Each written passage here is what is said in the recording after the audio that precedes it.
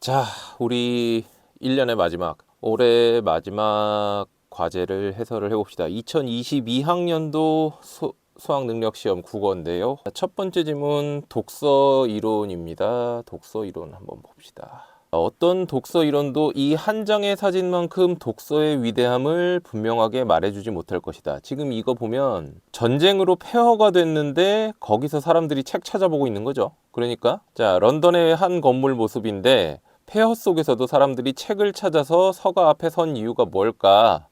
독서를 통해서 무언가 구하고자 했을 것이다 라는 거죠. 자, 독서는 뭐냐? 자신을 살피고 돌아볼 계기를 제공한대요. 그래서 책은 문화유산이고 인류와의 만남이자 끝없는 대화래. 그래서 성찰의 기회를 제공하고 독자의 내면을 성장시켜 삶을 바꿉니다. 그래서 독서는 자기 성찰의 행위고 이 성찰의 시간은 스스로에게 질문을 던지는 시간입니다. 그리고 독서는 현실을 인식하고 문제를 해결할 논리와 힘을 지니게 합니다. 그런데 다른 거는 여기서 세상을 변화시킬 동력을 얻는 시간이 된대요. 여기서 정보를 이해하는 것뿐만 아니라 문제를 해결할 수 있는 타당한 정보인지 판단하고 분석하는 시간이 된대요. 그래서 또 독서는 자기 내면으로의 여행이기도 하고 외부 세계로 확장하는 것이기도 한다라고 얘기를 하고 있죠. 자, 윗글을 바탕으로 할 때 기억의 답, 기억이 뭡니까? 자, 사람들이 폐허 속에서도 책을 찾아서 서가 앞에 선 이유가 뭐냐라는 얘기잖아요. 자, 그 이유로 적절하지 않은 거 찾으래요. 자, 지혜와 경험 배워야겠죠. 현실로부터 도피하면 안 되겠죠. 시대적 과제 해결해야겠고 자신의 삶에 대해서 숙고해야겠고 안목 키워야겠죠. 자, 그래서 1번은 2번이 되겠고요. 자, 2번. 니은과 같이 독서하기 위해 니은과 같이 독서하는 게 뭔가요? 현실을 올바르게 인식하고 문제를 해결할 논리와 힘을 지니게 하는데 이렇게 하기 위해 학생이 독서 방법을 찾았대요. 자, 적절하지 않은 것. 자, 관점이 다른 책을 함께 읽는 것은 해법을 찾는 한 방법이에요. 문제가 뭔지를 명확히 하고 다른 관점의 책을 찾아요. 서로 다른 걸. 그래서 그 관점들을 비교 대조하면서 타당성을 비판적으로 검토하고 그 평가한 내용을 통합을 하래요. 그래서 이 문제를 다각적 심층적으로 이해해서 관점을 분명하게 하고 생각을 발전시킵니다. 자, 적절하지 않은 거 1번 읽을 책을 선택하기 전에 문제가 뭔지 명확하게 인식해야 된다 그랬고 서로 다른 관점을 비교 대조하면서 검토해야 되겠고 편협한 시각에서 벗어나서 문제를 폭넓게 봐라. 그렇겠죠. 자, 문제 해결을 위해서 서로 다른 관점을 비판적으로 통합해라. 그래서 문제에 대한 생각을 새롭게 구성해라. 지금 여기 보면 관점을 재구성하라 그랬으니까 가능한 얘기겠죠. 자, 4번. 정보를 이해하는 수준을 넘어서 각 관점의 타당성을 검토하고 평가 내용을 통합해라. 그래서 문제를 깊이 이해해라. 타당성 검토 당연히 해야 되고 평가 내용을 통합하면 지금 여기서 얘기한 것 평가한 내용을 통합한다는 얘기하고 맞닿죠. 자, 5번. 여러 관점을 다각도로 검토하고 비판적 판단을 미룬다. 왜 미뤄요? 미루면 안 되지. 그래서 5번이 되겠고요. 자, 다음은 윗글을 읽은 학생의 독서 기록장 일부인데 이에 대한 설명으로 가장 적절한 거. 자, 정보 습득을 위한 거였대요. 그래서 지식이 쌓이기만을 바랐지 내면 성장은 생각하지 못했다고 합니다. 자, 윤동주 평전을 읽으면서 스스로에게 질문을 던지는 시간이 나에 대해서 사색하면서 삶을 가꾸는 소중한 시간이었대요. 오늘도 책장을 천천히 넘기면서 나에게로의 여행을 떠나보려 합니다. 성찰하고 있죠, 이 사람? 자, 적절한 게 뭐냐? 삶을 성찰하게 하는 독서의 가치, 이를 실천하는 모습 가능하고, 자, 문학 분야에 편중되었다. 아니죠. 지식 쌓는다 그랬으니까. 독서를 지속적으로 실천하지 못한 태도를 반성했다. 아니죠. 독서 계속했죠. 자, 내면적 성장을 위한 도구로서의 독서의 중요성을 인식하고 내면적 성장 그쵸? 다양한 매체가 아니죠. 어차피 책 보는 거니까. 자, 개인의 지적 성장에 머무는 독서의 한계를 지적하고 타인과 경험을 공유한다. 타인과 경험 공유하겠다는 내용이 없죠. 자, 그래서 답은 1번이 되겠습니다. 자, 다음 지문으로 넘어가 봅시다. 2022학년도 독서 4에서 9번 인문이죠. 해겔의 변증법에 대한 얘기인데, 어디 보자. 이거 일단 문단부터 좀 나눠 봅시다. 세 문단이 있고요. 그 다음에 하나, 둘, 그리고 세 문단. 첫 번째에서는 뭐 얘기하는지 한번 봅시다. 정립, 반정립, 종합. 그래서 이거 줄여가지고 정, 반, 합, 뭐 이런 식으로 얘기도 하거든요. 자, 이거는 변증법의 논리적 구조를 일컫는 말인데, 해겔이 이거에서 제일 유명하대요. 이 변증법이 뭐냐? 똑같은 위상을 지니는 세 범주의 병렬, 세 범주를 그냥 늘어놓는 게 아니라 대립적인 두 범주가 조화로운 통일을 이루어가는 수렴적 상향성을 구조적 특징으로 한다. 그러니까 세 가지 다른 말을 늘어놓는 게 아니라 찬성과 반대가 있고 그 찬성과 반대를 하나로 통일시켜 가는다. 그러니까 이 수렴이 하나로 모인다는 뜻이잖아요. 그 모인다는 뜻을 생각을 해가지고 이야기를 하면 좋습니다. 그래서 변증법은 논증의 방식을 넘어서 그 논증 대상 자체가 존재하는 방식이기도 하대요. 그래서 이 이념, 세계의 근원적인 질서가 이념인데 그 이념의 구조 자체도, 그리고 이념이 그 시공간적 현실로 드러나는 방식도 변증법적이라서 이 이념하고 현실은 하나의 체계래요. 같은 거라는 거죠. 이 두 차원의 원리를 밝히는 논증도 변증법적 체계성을 지녀야 한다라고 얘기를 하는데, 이거를 무슨 말인지 그 뜻을 이해하려고 구체적으로 파고 들어가기보다는 구조적인 거를 찾으면 돼요. 자, 변증법은 뭐다? 변증법은 무언가 얘기를 하면 그게 정립이죠. 거기에 대한 반대가 나온대요. 반정립이죠. 그래서 이 두 가지를 종합하는 것, 이렇게 수렴해 나간다는 거죠. 이 과정을 변증법이라고 얘기를 하고 이념을 포함해서 모든 게 다 그렇다. 이게 해겔의 이야기였다는 거죠. 이 점에 집중을 하면 돼요. 여기에 나온 뭐 범주는 뭐예요? 막 여기까지 들어가면 철학과 가야 돼요. 저는 철학과라서 설명을 할 수는 있는데 그렇게 이 지문에 딸린 문제들을 푸는데 거기까지의 내용이 필요하지가 않아요. 자, 이 문단으로 갑시다. 그래서 이 해겔이라는 사람은 미학은 아름다움에 관한 거잖아요. 그 아름다움에 관한 것도 변증법적으로 구성된 체계 안에서 다루고자 한대요.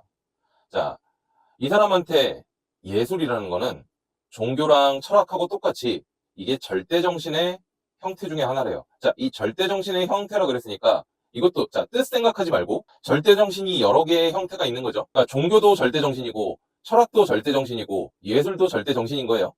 그 셋 중에, 그러니까 이 예술도 절대정신의 하나의 형태고 종교도 절대정신의 하나의 형태고 철학도 절대정신의 하나의 형태다. 이렇게 이해를 하면 돼요.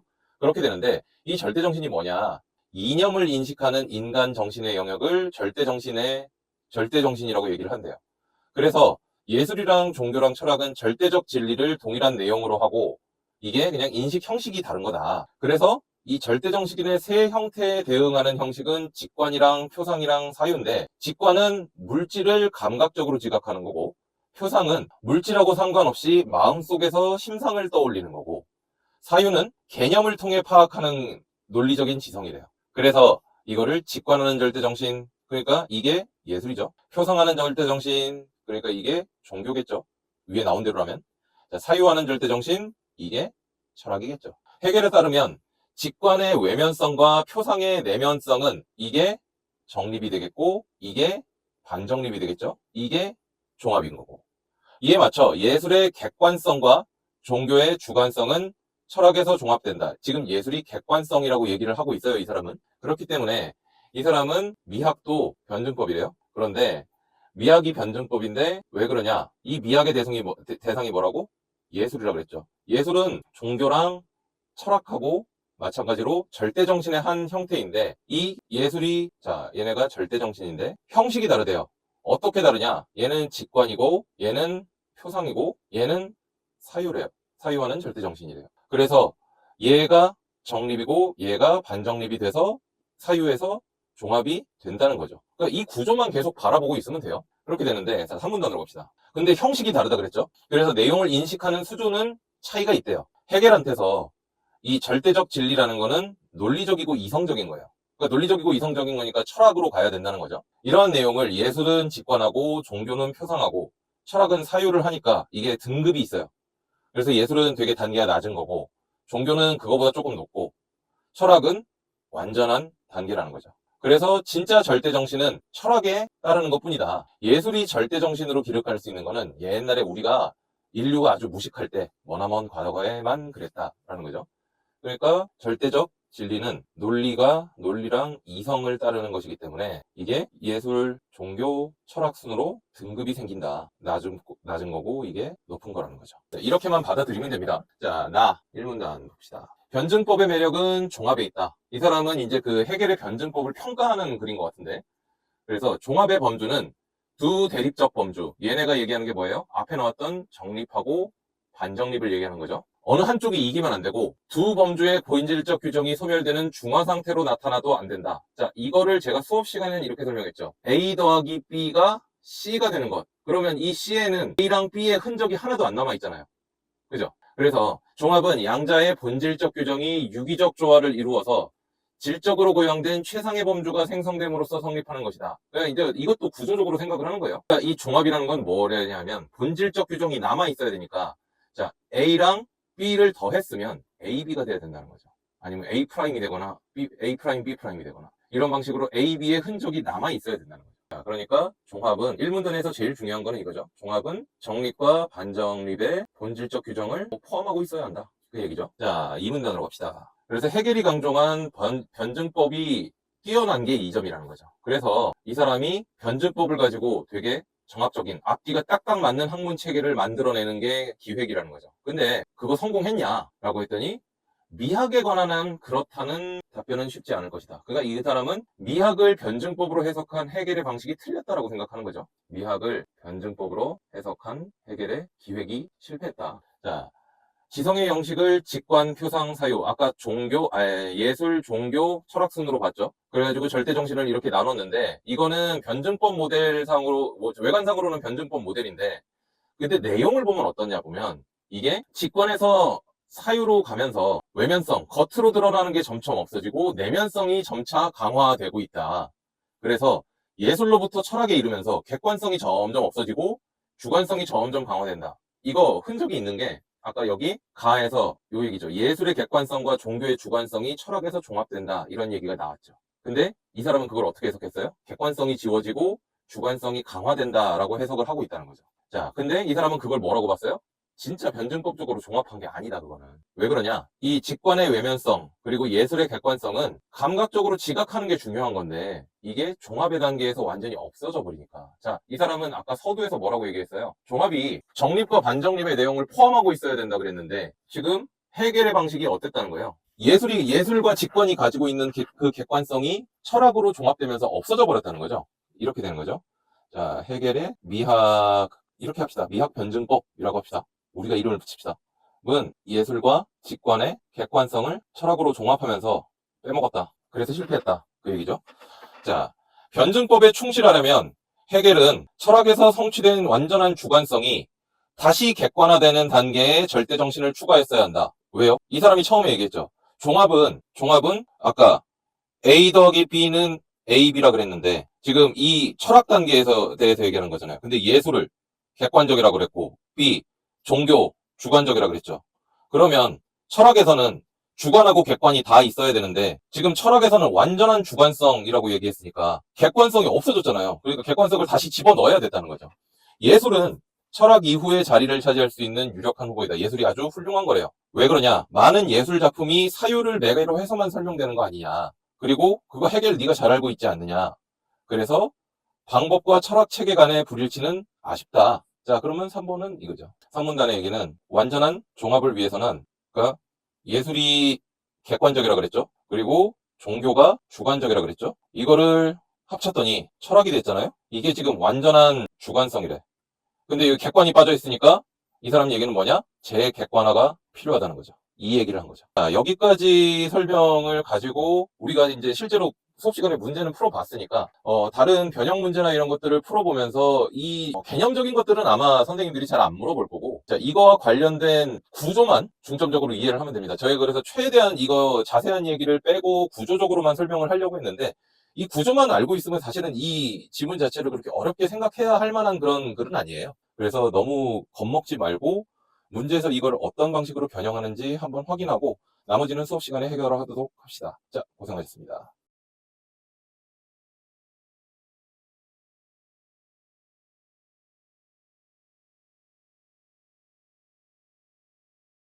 자, 2022년 2022학년도 수능 10에서 13번.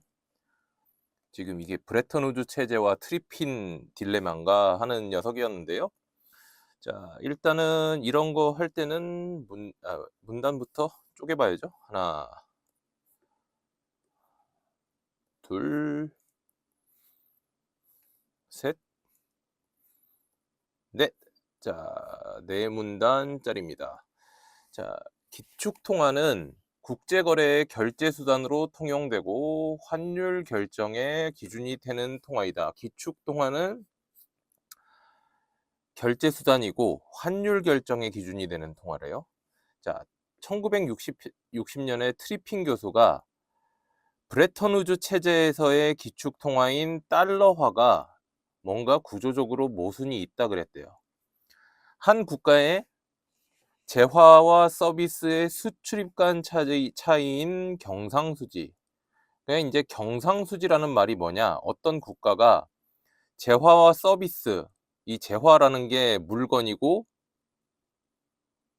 이거 굵기 좀 줄입시다. 이 재화라는 게 물건이고 서비스라는 게 이제 뭔가를 해주는 거잖아요. 그거를 수입하고 수출할 거 아니에요, 어떤 국가가. 그래가지고 자기들이 수출을 더 많이 했냐 수입을 많이 했냐, 그거를 이제 차이를 보여주는 게 경상수지인데, 그래서 수입을 더 많이 했으면 적자고 수출을 더 많이 했으면 흑자다, 이렇게 얘기를 하는 건데, 경상수지가 적자냐 흑자냐 따지는 건데, 이 트리핀이라는 사람이 뭐라 그랬냐 하면, 미국이 적자를 허용하지 않는데요. 그래가지고 이게 벌어진 일이 아니구나. 자, 다시. 그래서 미국이 만약에 적자를 허용하지 않아서 국제 유동성 공급이 중단되면 세계 경제는 크게 위축될 것, 이렇게 얘기하면서도, 그래서 근데 반면에 적자 상태가 지속돼서 달러화가 계속 공급되면 준비 자산으로서의 신뢰도가 저하되고 고정 환율 제도도 붕괴될 것, 이렇게 얘기를 했대요. 자, 이게 뭔 얘기냐면, 자, 1문단. 자, 요약을 하기보다는 이거는 설명을 좀 할게요. 왜 못 알아듣는지 알겠네. 자, 기축통화는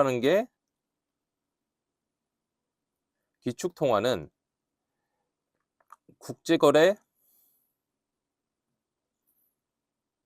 결제수단이고,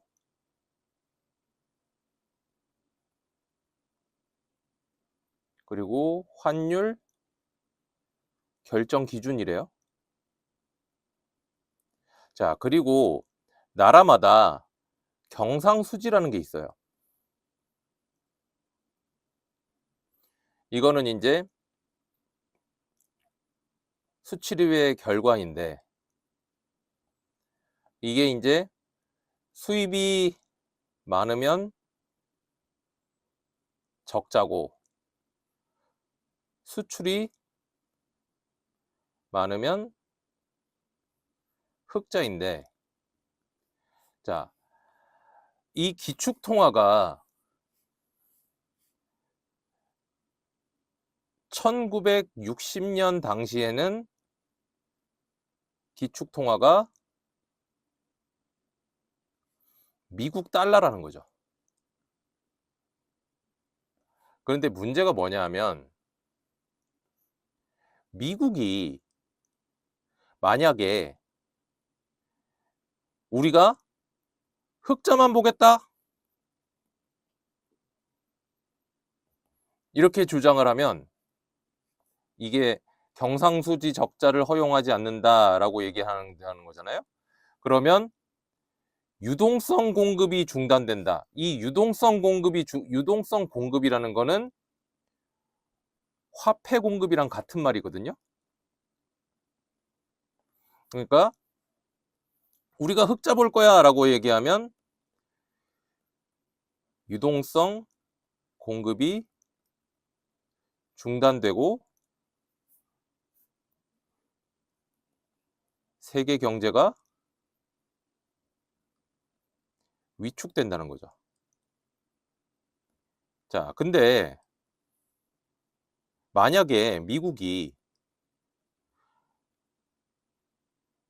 우리가 계속 적자 볼게 이렇게 할 수도 있다는 거죠.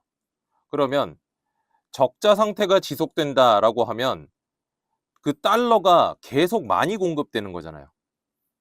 그죠?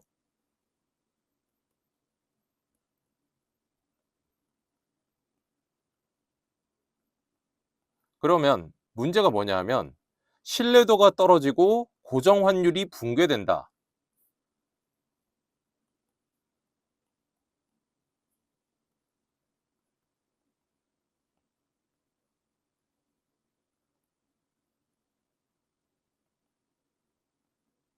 자, 이게 트리핀 딜레마라는 거죠. 왜요? 그래서 미국 입장에서 그래서 흑자를 보라는 거야, 적자를 보라는 거야, 이렇게 된다는 거죠. 미국 달러가 기축통화인데 미국 입장에서 흑자를 봐야 될지 적자를 봐야 될지 결정하기 어렵다는 거죠. 자, 이 문단으로 넘어갑시다. 자, 1문단 얘기가 이 얘기예요. 기축통화가 국제거래 결제 수단인데 각 나라마다 이 경상수지라는 게 있어요. 그게 이제 뭐라 그래야 되나? 수입이 많으면 적자라 그러고 수출이 많으면 흑자라 그러는데 이 기축통화가 미국 달러니까 그 미국 달러를 전 세계가 쓰는데 미국 입장에서 우리가 흑자를 보겠다라고 작정하고 그 달러를 공급을 중단하는 거죠. 그러면 세계 경제가 위축되는 결과가 나오고 미국이 아니다. 그래, 우리가 좀 손해를 볼게라고 생각을 해가지고 우리가 수입을 많이 할게 이렇게 되면 달러가 많이 공급돼가지고 달러가 신뢰도가 저하된다. 그러면 고정환율이 붕괴된다. 그러니까 미국 입장에서는 이거를 선택하지도 못하고 저거를 선택하지도 못한다. 그런 결과가 나오는 건데 그게 트리핀 딜레마라는 거죠. 자, 이 문단으로 갑시다. 이러한 트리핀 딜레마는 유동성 확보와 신뢰도 간의 문제인데, 자, 국제 유동성이 뭐냐? 국제적으로 보편적인 통용력을 갖는 지불 수단을 말하는데, 제가 아까 말했죠. 유동성이랑 화폐랑 똑같은 말이라고. 금본위 체제에서는 금이 돈의 역할을 했어요. 근데 각 국가의 통화 가치는 정해진 양의 금의 가치에 고정됐어요. 그러니까 이제 뭐 원은 몇 그램의 금, 달러는 몇 그램의 금, 엔은 몇 그램의 금, 뭐 유로는 몇 그램의 금, 그렇게 고정을 해놨다는 거죠. 이거에 맞춰 가지고 각 국가 간 통화 교환은 또 거기에 맞춰서 결정이 되겠죠. 근데 그 이후에 브레턴 우즈 체제, 브레턴 우즈가 사람 이름인데 그 미국의 재정 그 장관 이름인가 그럴 거예요. 그 브레턴 우즈 체제에서는 이 국제 유동성에 이제 예전에는 금만 쓰다가 예전에는 그러니까 국제거래 결제 수단이 금이었다는 거죠. 브레턴 우즈가 그 미국의 재정경제부 장관이 되고 나서는 달러화를 이제 국제거래의 돈으로 쓰기 시작했다는 거죠. 금환본위제가 됐다는 거죠. 금본위였다가 금환본위제가 됐다는 거죠.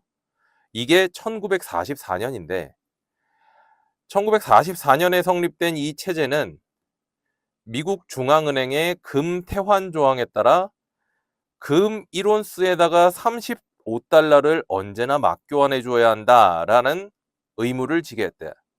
그러니까 이건 고정 딱 금 1온스는 35달러다라고 고정해 놓은 거죠. 그래서 다른 국가들이 그 달러화에 대한 자국 통화의 가치를 고정해 놓고 그 달러화로만 금을 살 수 있게 했다는 거죠. 그래서 환율은 뭔가 예외적인 경우를 제외하면 플러스 마이너스 1%에서의 변동만을 허용했대요. 그래서 달러 제외한 다른 통화들 사이의 환율인 이 교차 환율이라는 거는 자동적으로 결정됐대요. 자, 여기에서 뭔가 이 세세한 내용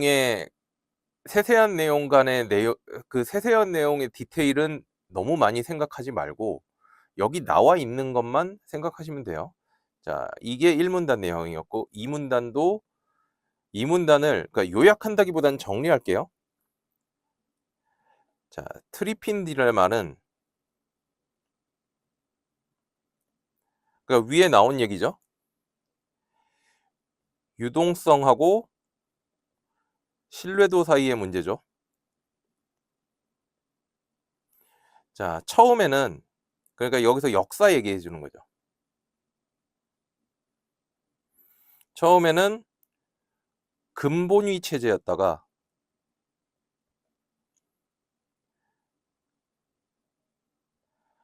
그 다음에 브레턴 우주 체제로 간 거죠. 여기서는 금이랑 달러가 된 거죠. 근본위 체제에서는 금만 쓰다가 근데 브레턴 우주 체제에서는 어떻게 됐냐? 금 1온스당 35달러 그렇게 됐고 금 1온스당 35달러니까 지금 여기에서 다른 국가들이 달러화에 대한 자국 통화의 가치를 고정했대. 왜? 금에다가 달러가 얼마인지를 고정해 놨잖아요. 그러니까 다른 국가들이 뭐 한국 같은 경우에 그러면 1달러에 1,000원 이렇게 고정을 해 놓으면 금에 대한 한국 원의 가치도 자동적으로 고정이 되죠. 그게 이 교차 환율이라는 얘기인 거죠. 자, 3문단으로 갑시다. 1970년대 초에 미국은 그래서 적자가 누적되기 시작했대요. 그러니까 달러화가 시장에 많이 풀려서 그러니까 미국이 뭔가 물건을 많이 샀다는 소리죠. 그러니까 달러가 다른 나라에 많이 갔다. 그러니까 미국이 가지고 있던 금이 줄어들었어요. 그래서 미국은 달러를 주면 금으로 바꿔줘야 되는데 바꿔줄 수가 없어요. 이거죠. 달러를 금으로 못 바꿔주는 거죠. 그래서 이거를 해결하려면 달러화의 가치를 내리는 평가절하. 그러면 금 하나 뭐 예를 들어서 아까 금 1온스당 뭐 50달러를 내야 된다. 그게 이제 달러 가치를 내리는 거잖아요. 뭐 예를 들어서 금 1온스당 50달러 이렇게 되는 거죠. 아니면 달러화에 대한 다른 나라의 환율을 하락시키는 거. 이거는 뭐냐? 1달러당 1,000원에서 100원에서 뭐 1달러당 150원 이렇게 되는 거죠. 그래서 가치를 올리는 평가절상, 달러의 가치를 올리거나 아니면 달러의 가치를 내리거나 금에 대한 달러의 가치를 내리거나 아니면 다른 나라 돈에 대한 달러의 가치를 올리거나 하는 거죠. 근데 브레턴 우즈 체제에서 달러화의 가치, 그 금에 대한 달러의 가치를 내리는 거는 규정상 안 됐대요. 그리고 독일이나 일본 같은 나라는 이제 미국한테 돈을 벌고 있는 상태니까 자기들 그 환율을 낮추려고 안 했대. 그래가지고 사람들이 독일의 마르크와 그 당시에는 이제 독일이 유로 안 쓰고 마르크라는 자국 화폐가 있었거든요. 그리고 일본은 엔화가 그러니까 일본이랑 독일이 미국한테 돈을 많이 벌고 있으니까 사람들이 마르크랑 엔화를 사면 자기들이 돈을 벌 거라고 생각을 했던 거죠. 그러니까 환율 바꿔라라는 압력이 점점 커졌대요. 그래서 다른 나라들은 달러를 못 믿겠으니까 금으로 바꿔야겠다라고 생각을 했다는 거죠. 그래서 미국은 어떤 결정을 내리냐? 야, 달러 줘도 금 안 바꿔줘. 자, 닉슨 쇼크, 달러 줘도 금으로 안 바꿔 좀. 그러니까 약속 깬 거죠. 이 얘기하는 거죠. 자, 산문단의 얘기는 뭐냐면 1900, 이건 그냥 역사적인 사실을 얘기하는 거죠. 연대 미국은 적자가 누적돼서 달러화가 과잉 공급 되었죠. 금을 바꿔줄 수 없었죠.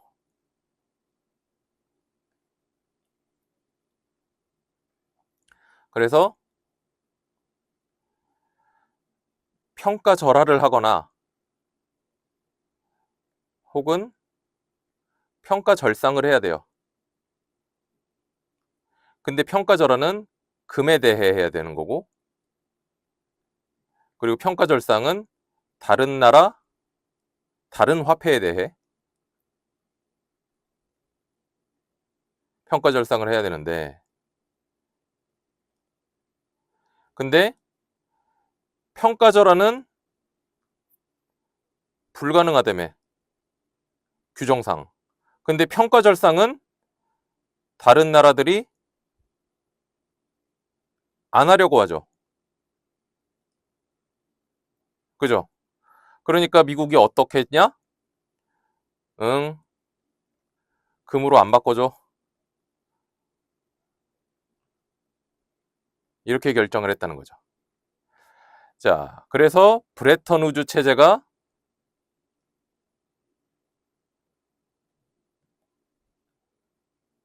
붕괴했다는 거죠. 자, 그래가지고 사문단으로 갑시다. 브레턴 우즈 체제가 붕괴돼가지고 그러면 달러화가 기축통화가 안 됐냐? 근데 달러화가 기축통화 역할을 계속했대요. 왜 그렇게 됐을까? 왜 그렇게 됐냐? 규모의 경제 때문에 그렇다. 세계 모든 국가에서 기축통화라는 거 없이 그냥 각각 자기네 나라 통화를 사용하는 경우에는 두 국가를 짝짓는 경우의 수만큼, 이 두 국가를 짝짓는 경우의 수라는 거는 어떤 나라랑 어떤 나라가 거래할 거 아니에요. 그죠? 물건을 사고 돈을 줄 거 아니에요. 그게 이제 거래하는 나라죠. 만큼의 가짓수가 생기죠. 그런데 기축통화를 만들어 놓고 거래를 하면 그 환율을 다 계산할 필요가 없잖아요. 그러니까 비용을 절감할 수 있는데, 왜 비용을 절감할 수 있느냐? 환율을 일일이 따로 만들 필요가 없으니까. 자, 그래서 사문단 얘기는 브레턴 우즈 체제 붕괴 이후에도 달러화는 기축통화였다. 지금도 기축통화예요. 왜?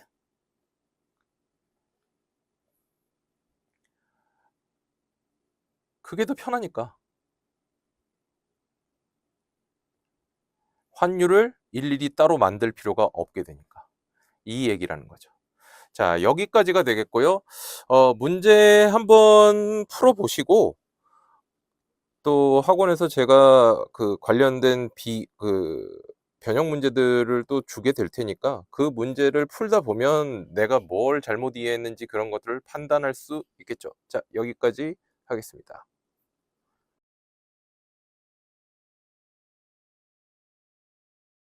2022학년도 수능 14에서 17번 독서 기술 지문입니다. 자, 자동차 얘기 같던데. 자, 문단부터 나와볼게요. 1문단, 2문단, 3문단, 4문단. 요번에도 4문단밖에 안 되네요. 근데 내용이 복잡하면 어떡하지? 자, 한번 봅시다.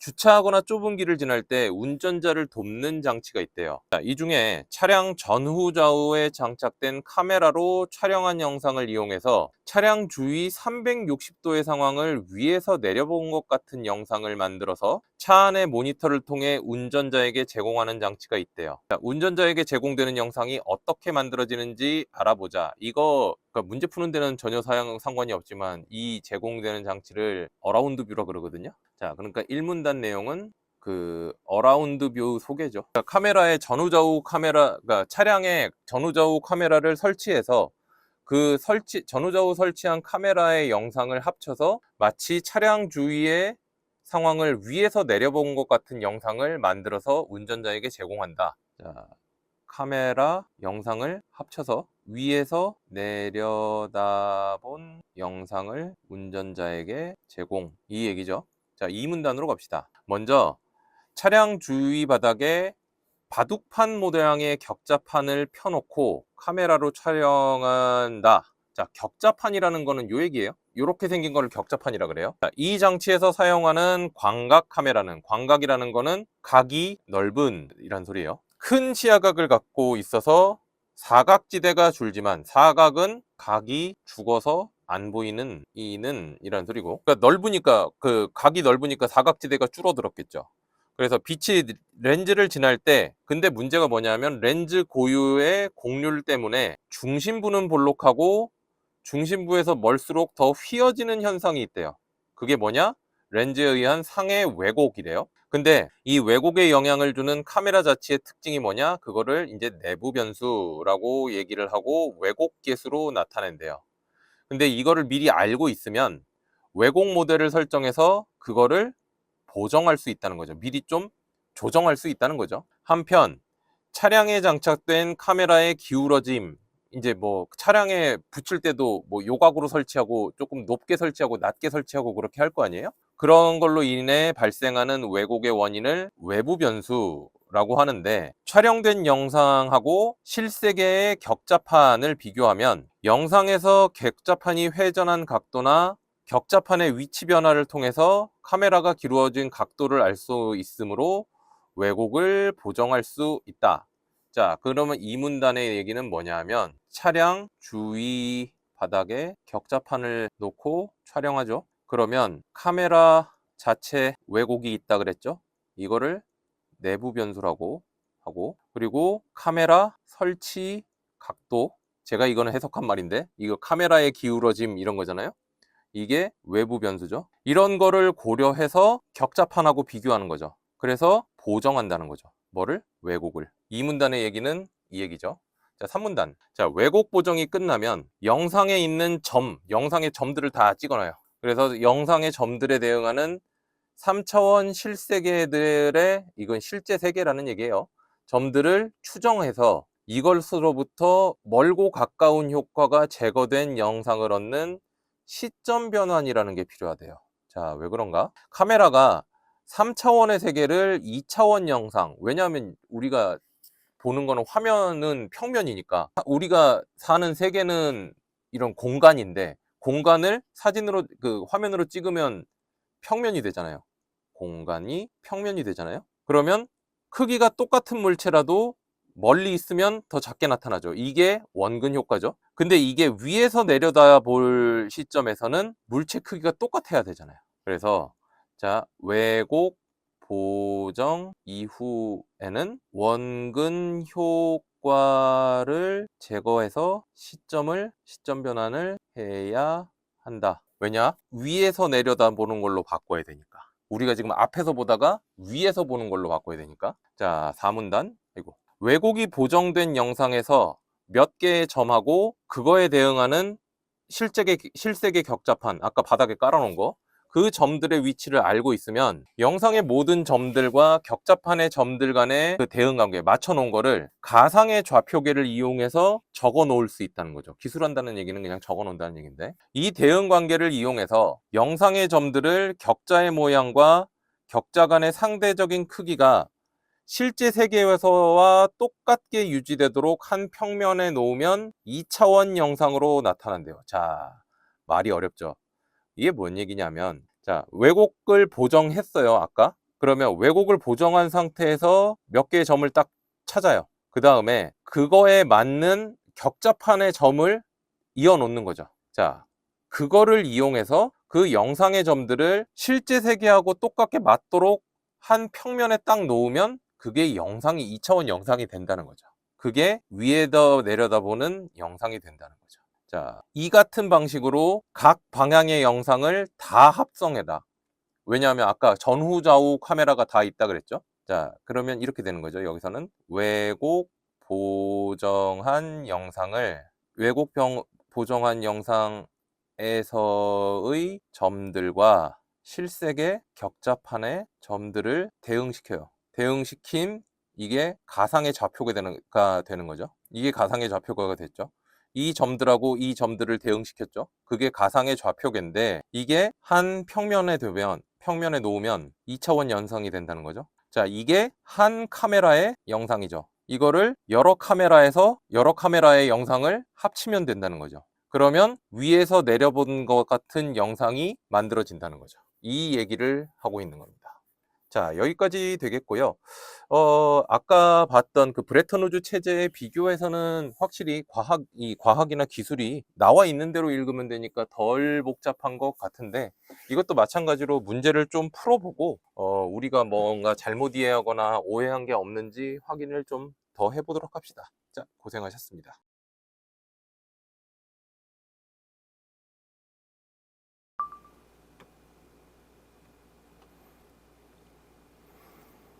자, 18에서 23번, 지금 이거는 264의 초가 현대시네요. 그리고 거산호, 이거 산조한다는 얘기죠. 그리고 2옥의 담초는 이것도 꽃 좋아한다는 얘기였던 것 같은데, 자, 한번 쓱 봅시다.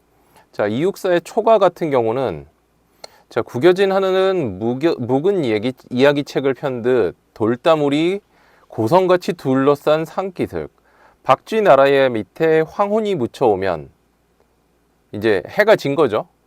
그러면 초가집집마다 호롱불이 켜지고 고향을 그린 묵화 한복 조미쳐. 그러니까 해가 져서, 그러면 고향을 그린 고향을 그린 그 그림이 조미친다는 얘기는 그 존벌레가 쓴다는 얘기인데, 해가 졌잖아요. 그러니까 그림이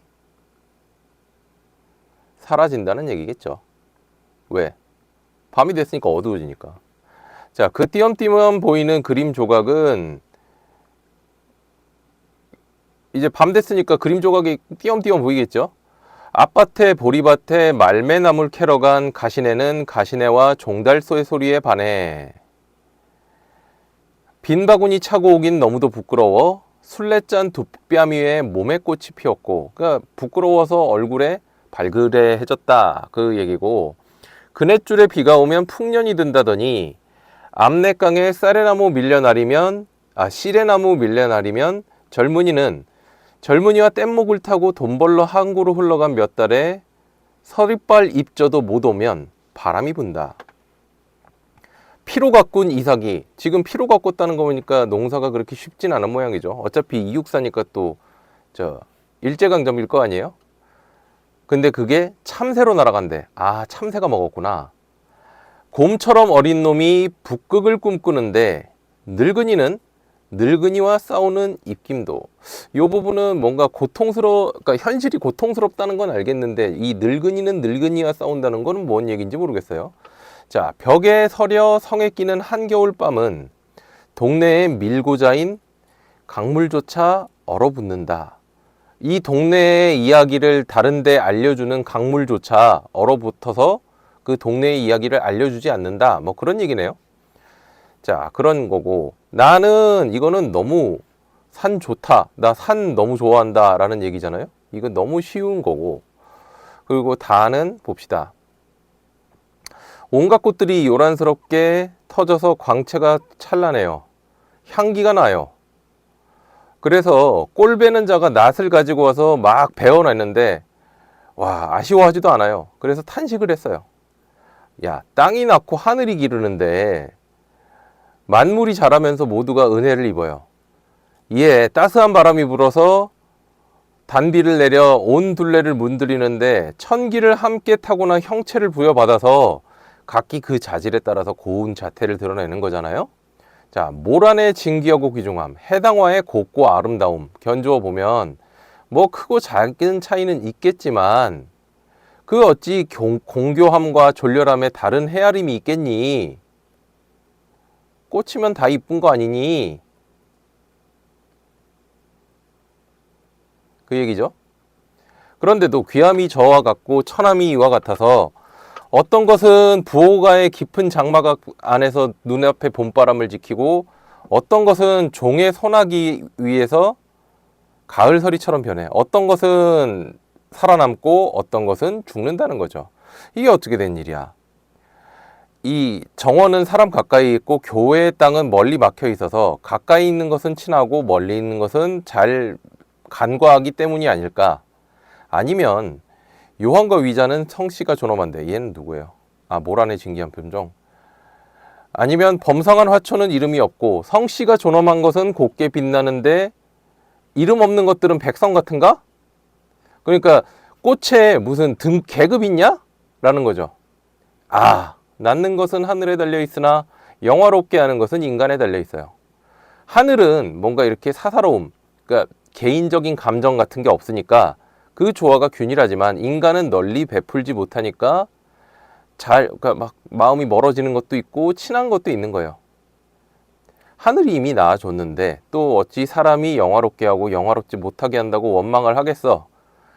나는 감정이 있는데 풀에는 감정이 없으니 소의 목구멍을 채우는 것과 나비로 하여금 다투어 찾는 것. 그러니까 이거는 풀 얘기하는 거고 이거는 예쁜 꽃을 얘기하는 거죠. 근데 어찌 달리 보이는가? 똑같다는 거죠. 그러니까 예쁜 꽃이나 안 예쁜 꽃이나 똑같다. 사실은 그 얘기를 하고 싶은 거죠. 그렇다고 할 때, 자, 18번. 가다에 대한 설명으로 가장 적절한 거. 아까 이육사 얘기죠? 현실 문제 해결의 실마리로 조화로운 공동체의 모습을 제시하고 있다. 그 고향의 풍경을 제시하고 있는 거죠. 그래서 조화로운 공동체의 모습? 이거는 좀 아닌 것 같죠. 자, 2번 산. 현실에 대한 부정적 인식. 그러니까 뭐 현실은 속세를 부정적으로 인식한다는 가능할 수도 있을 것 같아요. 앞날에 대한 회의가 아니죠. 자, 3번.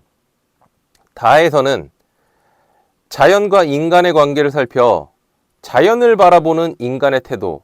예쁜 꽃은 살리고 못생긴 꽃은 죽일 거냐? 가능한 얘기죠. 자, 가다에서는 모두 자연물이 쇠락하는 과정을 제시해서 인생에 대한 무상감이 나오지 않았어요. 지금 다 방금 읽었는데 그랬죠. 자, 5번. 가나다에서는 모두 자연과의 교감을 통해서 낙관적인 정망. 나는 확실히 교감하는 것 같은데 가다는 딱히 교감한다고 보기가 어렵죠. 자, 그래서 18번은 3번이 되겠고요. 자, 19번 갑시다. 보기를 참고할 때 A2에 대한 설명으로 적절하지 않은 것, 초과를 발표하는데 유폐된 지역, 어디 이제 유배간 데라고 창작 장소를 밝혔대요. 그래서 오래전 떠나온 고향을 떠올려서 시로 그렸대. 그래서 계절 흐름에 따라 봄에서 겨울로 시상을 전개했죠. 아까 겨울로 끝났죠. 그래서 나빠져가는 일제강점기의 현실. 자, 적절하지 않은 거. 1번. 돌담울에 둘러싸인 산기슭. A가. 화자가 회상하는 장소의 분위기. A. 돌담울에 쌓인 산기슭. 그렇죠. 그렇게 되겠고. 봄날의 보리밭 풍경을 제시해서 고향의 모습. B. 봄날의 보리밭 풍경. 가시네와 종달새 나왔으니까 그리고 나물 나왔죠. 봄 맞죠? 그렇겠고. 자, 3번.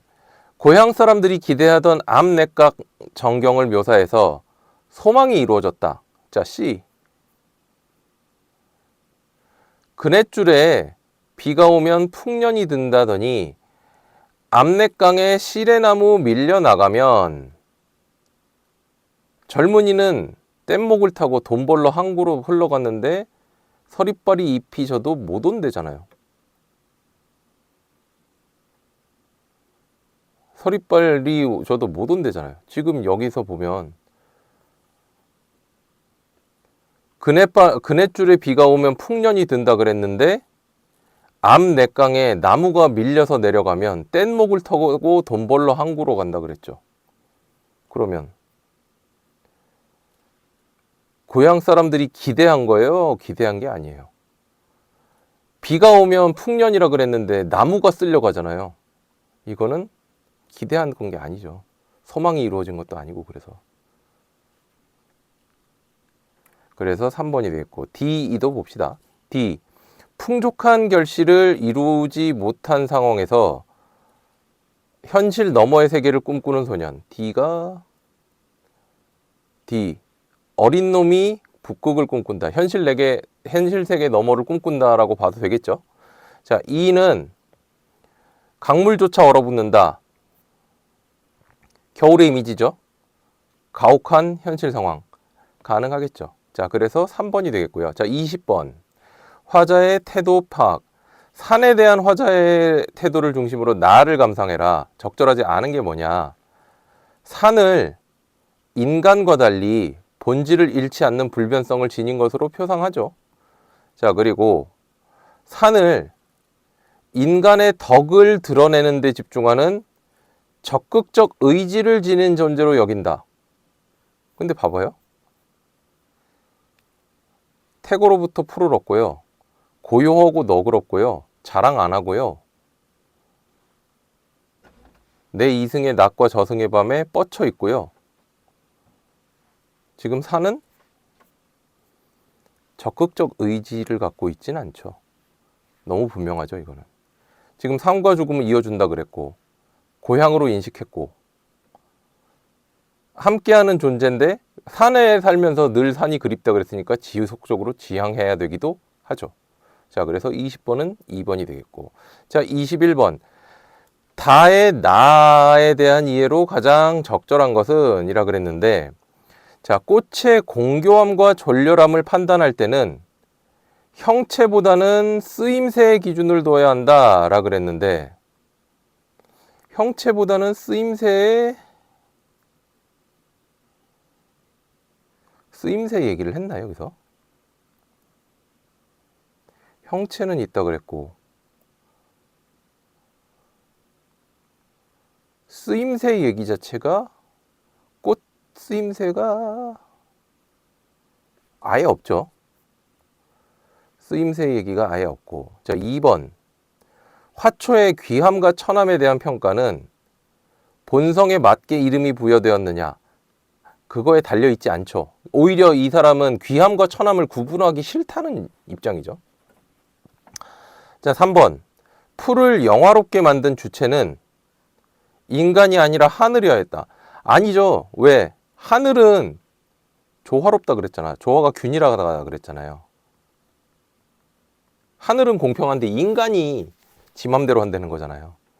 자, 4번. 하늘의 입장에서 보면 모든 풀은 조화가, 그치, 이 얘기지. 가치의 우열을 가지지 않죠. 그리고 5번. 인간의 감정에는 소원함과 친함이 모두 있습니다. 그러니까 균형을 도모할 수가 없죠. 인간은 사사롭죠. 그래서 21번은 4번이 되겠고요. 자, 22번. 묵화. 고향을 그렸던 풍경을 묵화라고 얘기를 하는 거고, 북창. 나에서 산을 보는 모습이죠. 얘가 가고 얘가 나인데. 자, 가와 나를 비교한 내용으로 적절한 게 뭐냐?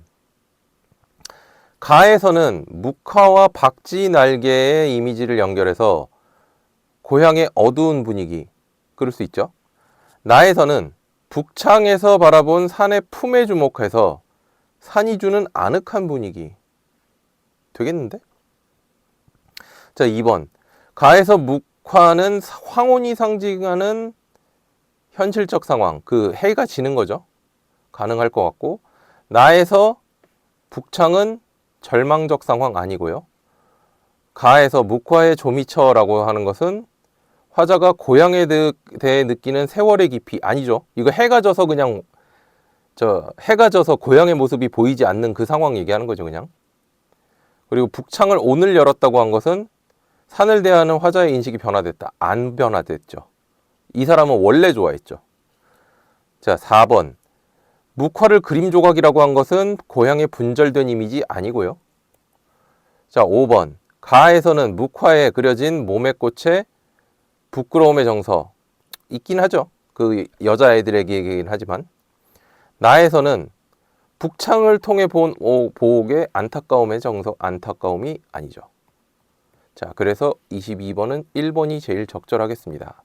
자, 그 다음에 23번. 보기를 참고해서 가다를 감상한 내용으로 적절하지 않은 것은, 자, 표현 대상을 다른 관념이라 사물로 대신해서 나타내는 방법이 있다. 여기서 한 부분으로 전체를 대신한다. 이거를 사실은 화류라 그러긴 하는데. 자, 가에서 저녁이 오는 시간을 호롱불이 켜진다는 것으로 나타내서 저녁 풍경을 시각적 이미지로 보여주죠. 자, 가에서 고향에 머무르지 못하고 객지로 떠납니다. 그거를 뗏목을 타고 흘러가는 걸로 보여줬죠. 그래서 삶이 불안정하다. 그렇고. 자, 나에서 세속적인 삶의 공간 전체를 장거리, 그 시장으로 나타냈죠. 그래서 인심이 쉽게 변하는 공간이다. 이거 다시 한번 봐봐요. 장거리가 관련해서 어떻게 했나? 장거리를 등지고 산을 향하여 앉은 듯은 사람을 맨날 변했었지만, 그러면 맞겠네요. 사람들은 쉽게 변하죠. 자, 4번.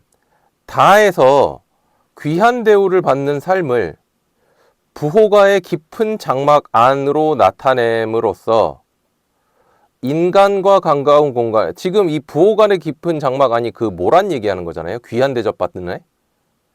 그래서 인간과 가까운 공간에 정말 조용한 분위기를 나타낸다. 이거 아무 말이죠. 얘는 그냥 귀하다라는 얘기죠. 자, 4번이 되겠고, 5번. 다에서 풀의 가치를 소와 나비의 행위와 연관지어 나타냈죠. 그러니까 그냥 먹이로 쓰거나 아니면 예쁜 꽃으로 쓰거나, 사실 이것도 먹인데 그 꿀 빠는 거잖아요.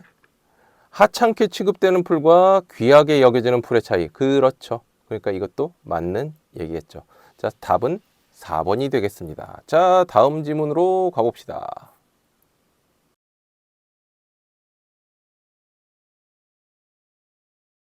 24에서 27번. 자, 이게 제목이 뭐니? 유능길에 매우 잘생긴 우산 하나. 저거네. 날개 혹은 수갑 쓴 사람 거네요. 요번에 이걸 봐도 요번에 날개 혹은 수갑은 절대로 나올 리가 없겠네요. 자, 무슨 내용인지 한번 대충 봅시다.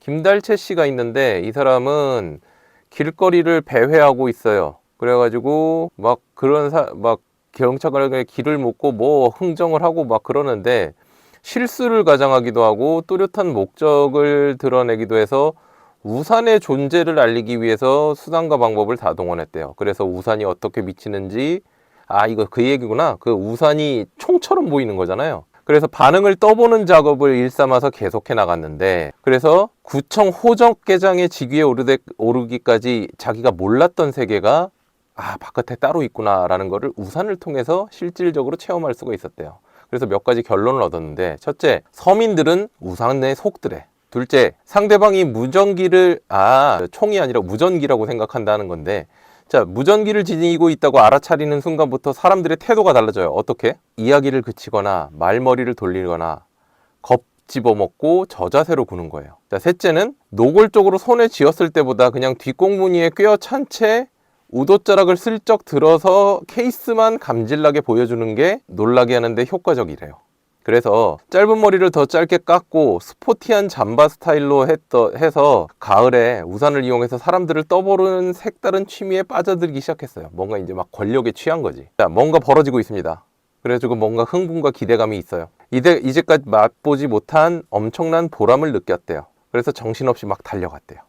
그랬는데 뭔가 살벌한 풍경이 있어요. 보도블록 조각이나 돌멩이들이 사방에 흩어졌어요. 아, 지금 시위하고 있는 거죠.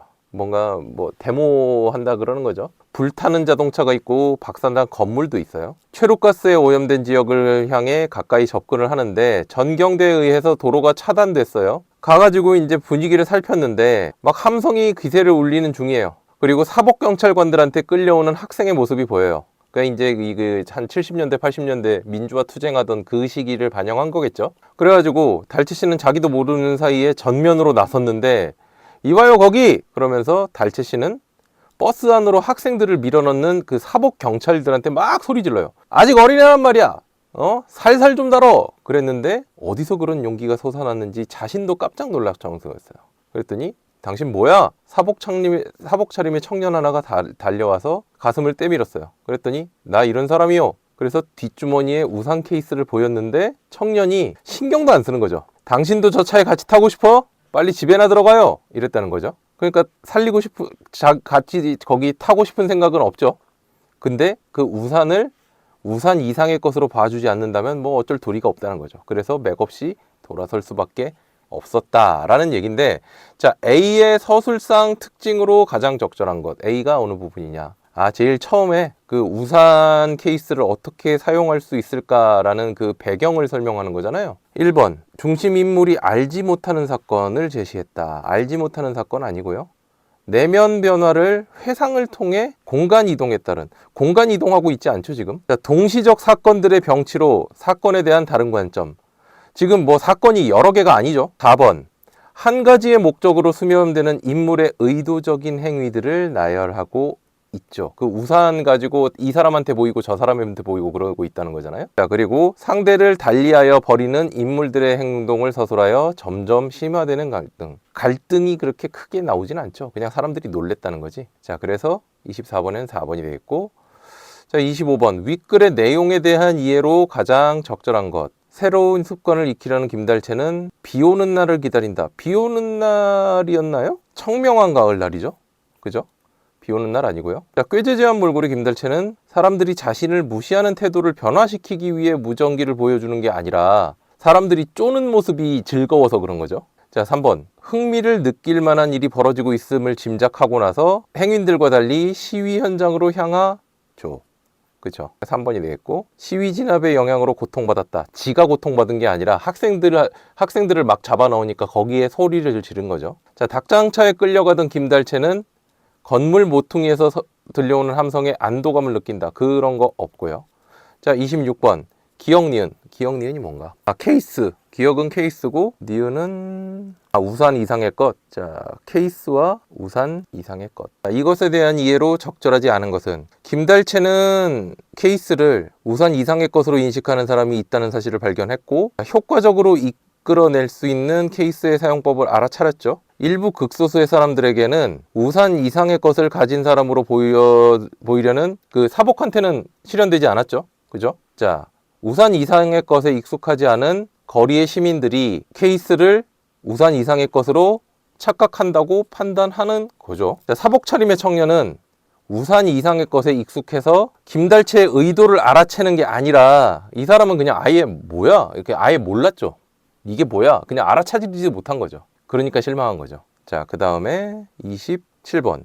자, 보기를 바탕으로 윗글을 감상한 내용으로 적절하지 않은 것. 자기 기득권을 지키기 위해서 권력관계에 민감하게 반응하는데 권력관계가 형성되려면 타인의 승인이 필요해요. 그래서 우열관계가 발생하는 거죠. 자, 소시민의 타산적 태도를 비판한다는데, 자, 적절하지 않은 것. 김달채가 사람들의 반응을 떠보죠. 권력관계를 의식하는 거고. 자, 술값을 포장마차집 주인이 안 받아요. 그거는 권력이 인물 간의 우열관계를 형성하는 거죠. 자, 외양의 변화를 줬죠. 머리 잘랐다 그랬죠. 타인의 승인을 용이하게 받으려 한다는 점에서 허구적 권력 표지를 이용하는데 더 적극적으로 나서는 거겠죠. 그리고 사복들한테 항의해요.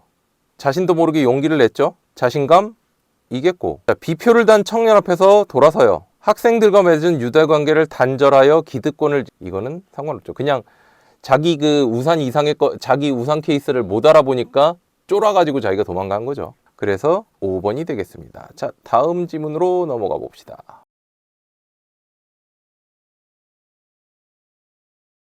박태보전 28에서 31번 한번 봅시다. 이거 기억났는데 박태보가 되게 충신인데 중전을 내치려는 왕을 이렇게 그러지 말라고 간언하다가 지만 잡혀가가지고 죽는 그런 거였죠. 자, 내 몸이 죽게 생겼다. 어떻게 살기를 바라겠냐?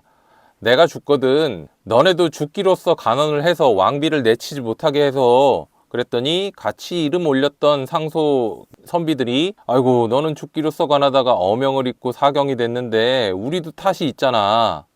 죄스럽고 민망하네. 그래가지고 형조 판서가 마지막 해가지고 이튿날에 위계를 갖추고 대강 직계로 올렸더니 왕이 보시고 금부로 가둬. 그래가지고 금부에 가니까 백성들이 구름 모이듯 했대요. 태보가 위로하면서 그 가족들한테 사람 목숨이 하늘에 달렸는데 내 뜻은 정한 지 오래됐습니다.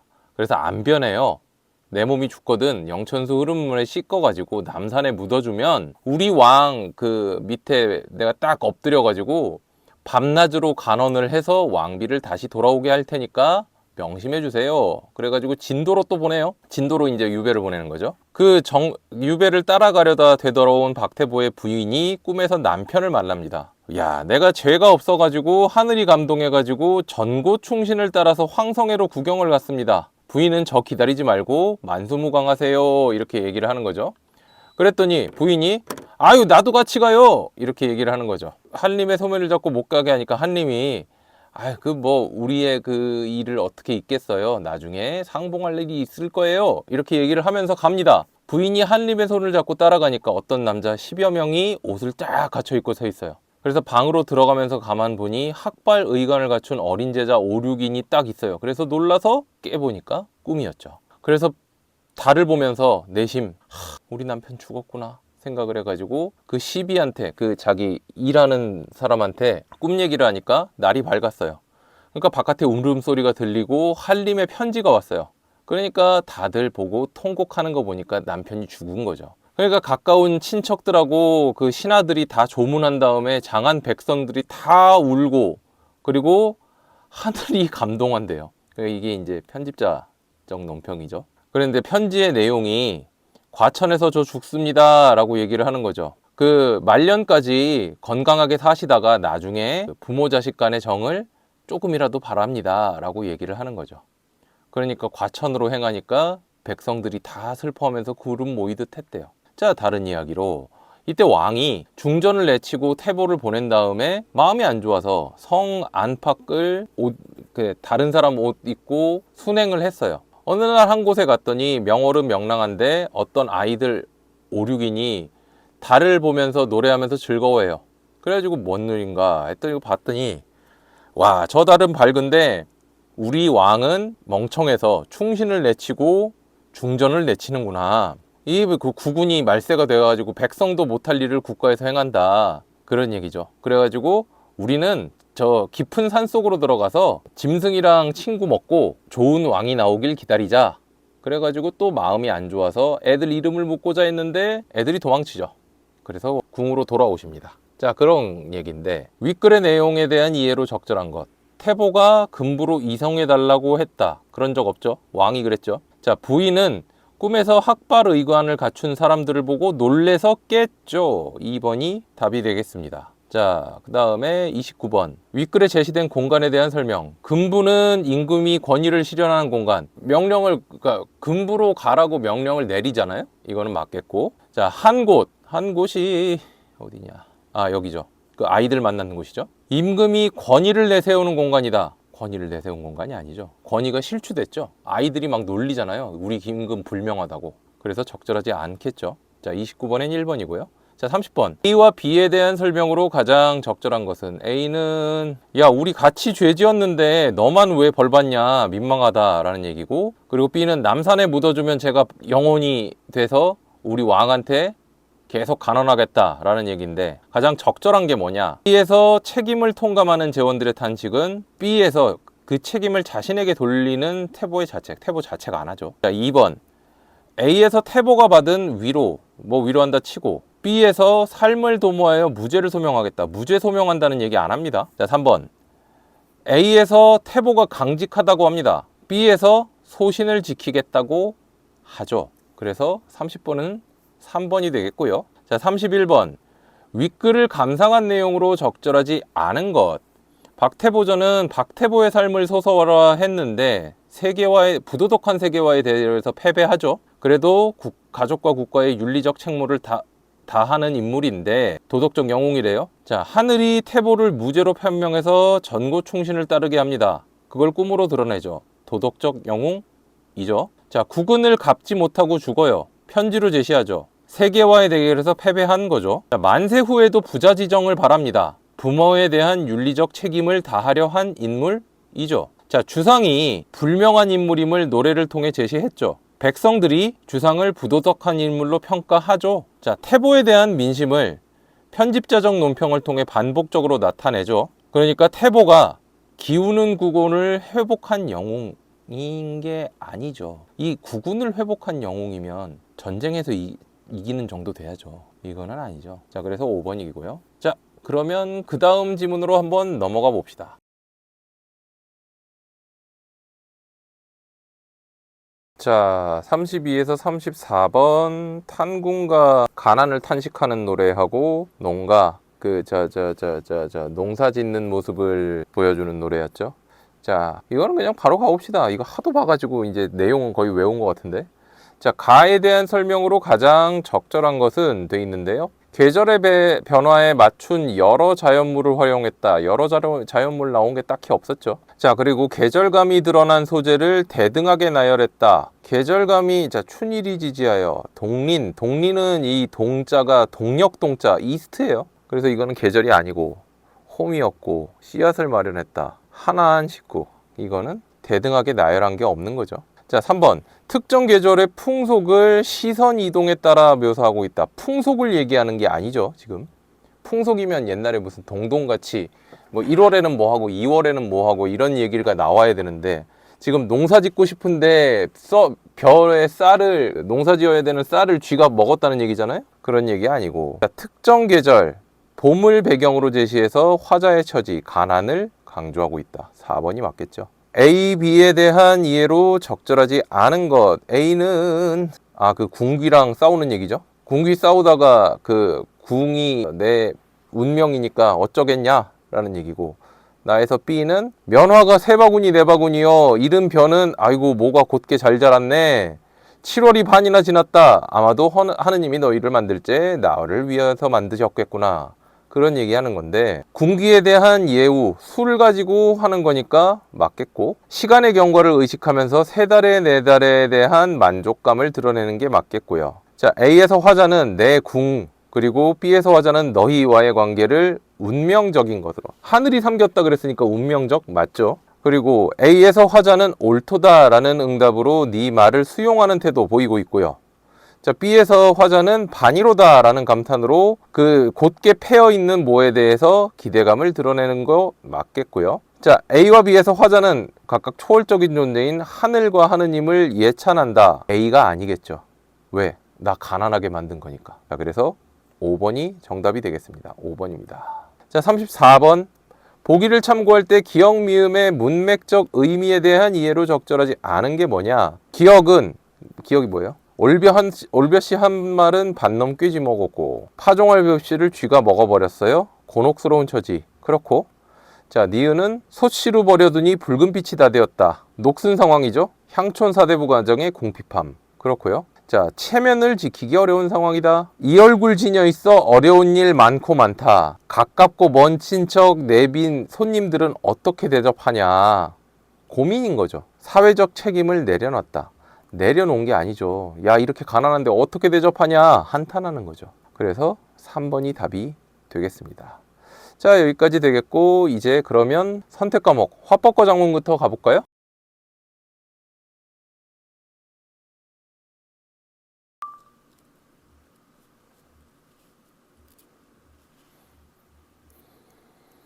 자, 화작 한번 봅시다. 발표를 맡았습니다. 17세기에 2가지 음식 얘기를 하네요. 그래서 음식 디미방이라는 거 가져와서 지금 여기 보면 석류탕 얘기하고요. 난면이라는 얘기를 하네요. 그런 얘기를 하는데, 지금 위 발표에 대한 설명으로 가장 적절한 게 뭐냐? 발표한 내용을 중간중간 요약하고 있다. 요약을 석류탕을 먼저 소개한 후 냉면 소개하겠습니다. 맑은 장국에 넣어 끓여내는 음식입니다. 냉면입니다. 마라 음식입니다. 두 가지 음식 소개했습니다. 요약 없고요. 추가로 자료를 탐색할 것을 권유한다.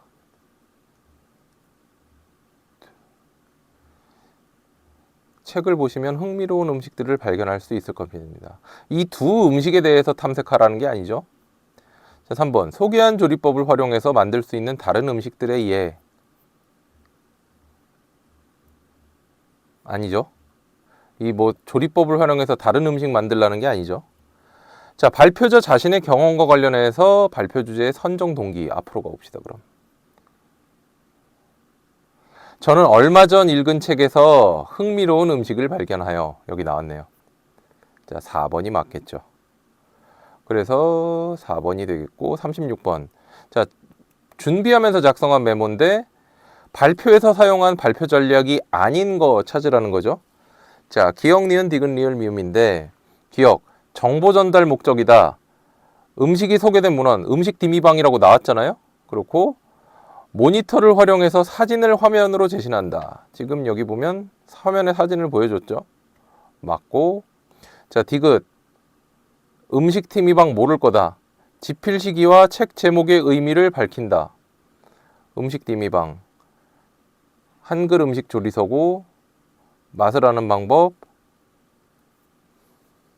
지필 시기와 아이고 왜 이러니? 지필 시기와 책 제목의 의미 밝혔고. 자, 리을, 익숙하지 않을 거다. 익숙한 단어를 사용해서 설명한다.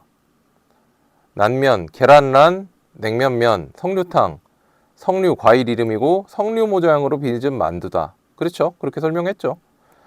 청중과의 상호작용으로 순서나 분량을 조절할 수 있다는데 청중의 관심을 반영하기 위해 발표 순서를 바꾸어 소개한다. 발표 순서, 석류탕 먼저 소개하고 남면 소개한다. 순서 안 바꿨죠. 자, 5번이 되겠습니다. 자, 37번.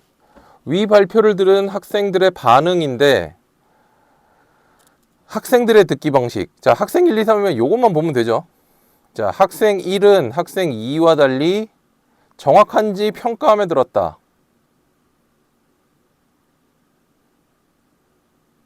둘 다 지금 평가 안 했죠. 정확한지 평가한다면 이거 맞는 얘기야? 이런 얘기가 나와야 되는데. 자, 2는 1과 달리 자신이 알고 있는 방법과 조리법과 비교를 했죠. 그리고 제시된 정보를 사실과 의견으로 구분한다. 구분 안 했죠. 자, 3번. 학생 2는 학생 3과 달리 발표 내용을 배경 지식을 바탕으로 예측했다. 예측 안 했죠. 학생 2 지금. 자, 4번. 학생 1과 학생 3은 모두 언급하지 않은 내용을 추론했다. 추론했죠. 자, 그래서 4번이 되겠습니다. 38에서 42. 학생의 누리집 게시판에 올린 글하고 나눈 대화입니다. 자, 예선 방식 개선합시다. 대면 토론입니다. 현장감 넘치죠. 시간과 공간 부족. 학급당 한 팀으로 제안했었습니다. 불만이 높아졌죠. 왜? 불만이 뭐냐? 예선 방식 한계. 예선 방식 개선해 주세요. 참여자를 제한할 수밖에 없거든요. 기간 연장해 주세요. 아니면 다른 방법을 마련해 주세요. 지금 인근 학교에서 토론 계열서로 평가하니까 예선에 참가할 수가 있었대요. 많은 학생들이. 그래서 예선 방식을 개선하면 불만이 해소될 것입니다. 그랬는데 자, 올라온 글 봤지? 좋은 방안이 있나? 불만이 많대. 시간과 공간이 부족하고 대면 토론 유지하다 보니까 제한을 하게 돼서 불만이 많아진 거니까 대신한 방안을 찾자. 토론 기여서 하자. 동영상 활용하는 건 어때? 이거는 가에 안 나왔죠. 각각의 방안이 가지는 장점이 있나? 개요서로 평가하면 참가하지 못할 학생들도 기회를 얻을 수 있어. 자, 동영상을 제출하도록 하면 이런 장점이 있어. 운영상의 어려움에는 어떤 거겠니? 번거로워, 동영상 촬영을 하면. 그리고 토론 개요서와 다르게 심사자의 평가 부담이 커. 그리고 토론 개요서 평가는 소통하는 과정을 평가하기가 어려워. 그래도 논증 능력은 평가할 수 있어 라는 얘기죠. 자, 가의 장문 맥락부터 한번 봅시다. 공동체의 문제를 해결할 수 있는 주체를 예상 독자로 설정했다. 지금 여기 보면 이 예선 방식을 개선해달라고 얘기를 하는 거잖아요. 그러니까 해결할 수 있는 사람한테 보낸 거죠. 이거 가능하겠고, 해결하기 위해서는 개개인의 인식 개선이 필요하다. 인식 개선 얘기하는 게 아니라 제도 바꾸자는 얘기죠. 자, 가치 있는 경험을 통해 깨달음을 성찰하는 거다. 아니고, 자, 진솔하게 기록하기 위해 개인적인 성격이 강하다. 아니고요. 조사하고 분석한 절차와 결과가 잘 드러나도록 보고하는 형식. 아니죠. 자, 1번이 맞겠습니다. 39번, 보기를 기준으로 가를 평가해라. 적절하지 않은 게 뭐냐? 이 문단에서 현행 토론의 예선 방식으로 발생한 문제를 언급했습니다. 이거는 참가팀이 늘면서 발생한 운영상의 어려움을 문제로 제시했다. 그래서 A를 충족한다. 이 문단에서 대면 토론으로 진행하는 현장감이 넘칩니다. 근데 시간과 공간 부족, 그래서 한 팀으로 제한했습니다. 하지만 문제가 발생했습니다. 문제는 여기 있죠? 이 문단에 있는 게 아니지? 1번이 틀렸네요. 지금 운영상의 어려움을 문제로 제시하긴 했는데, 지금 현행 토론 한마당의 예선 방식으로 인해 발생한 문제는 이거는 3문단에 나왔죠. 그래서 1번이 안 되죠. 다른 내용이니까. 문제가 그 운영상의 문제 때문에 뭐를 바꿔놨더니 그것 때문에 우리가 새로운 거를 찾아내야 되는 상황이 된 거잖아요. 그래서 안 되겠지. 자, 40번. 나의 학생 1에 대한 설명으로 적절하지 않은 것. 자, 토론 한마당 예선 방식을 요구한 것을 논의의 계기로 삼고 있다. 올라온 글 봤지? 그러니까 되겠죠.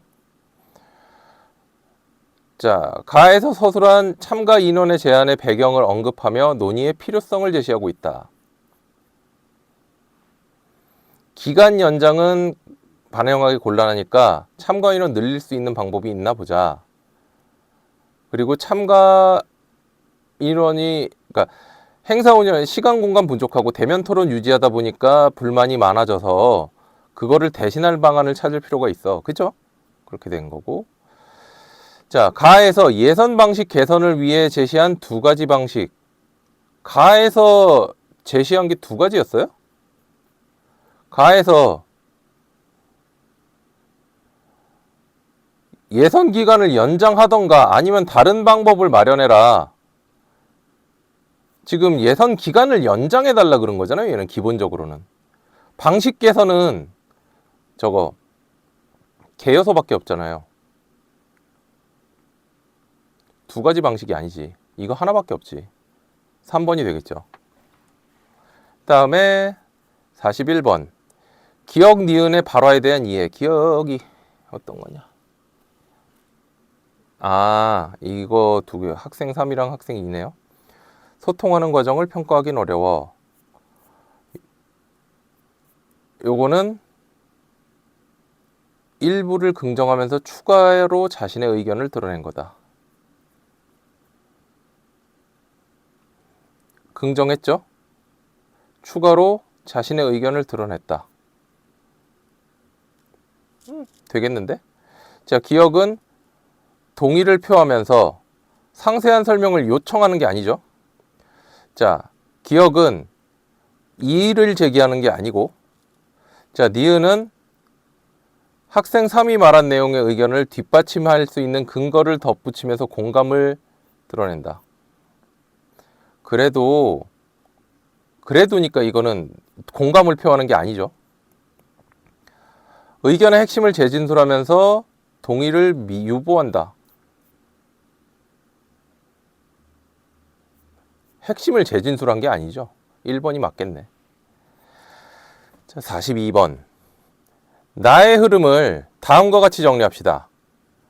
대안에 대한 검토에 해당하는 내용으로 적절하지 않은 것. 동영상 방식의 장점으로 시간과 장소를 자율적으로 정할 수 있다. 그런 내용 나왔죠. 그리고 대면 토론에 비해 심사자 섭외의 부담을 줄일 수 있다. 그게 그렇게 될 리가 있나? 잠깐만요. 자, 여기 있잖아요. 그래. 많은 팀이 참가한다면 심사자의 평가 부담이 클 것 같네 라는 얘기가 나와버리잖아요. 그러니까 심사자 섭외의 부담을 줄일 수 있다는 점이 아니죠. 이때 2번이 되겠죠. 자, 43번. 다음은 건강상식 잡지의 편집장이 보낸 요청과 그에 따라 기사가 작성한 건데, 자, 글을 쓰는 근골격 악기 연주자가 겪는, 나 기억났다. 질환을 주제로 글을 쓰면서 질환의 개념, 유병률, 질환 완화 방법을 포함해 주세요 라 그랬는데, 악기 연주자들이 근골격계 질환을 겪잖아요. 그랬는데 지금 여기 보면 건반 악기 연주자도 겪고, 그 구체적인 유병률은 악기군에 따라 차이가 있고 그렇다는 거죠. 자, 43번. 초고에서 기억 디귿을 작성할 때 활용한 글쓰기 방법. 적절한 게 뭐냐? 기억. 묻고 답하는 방식이다.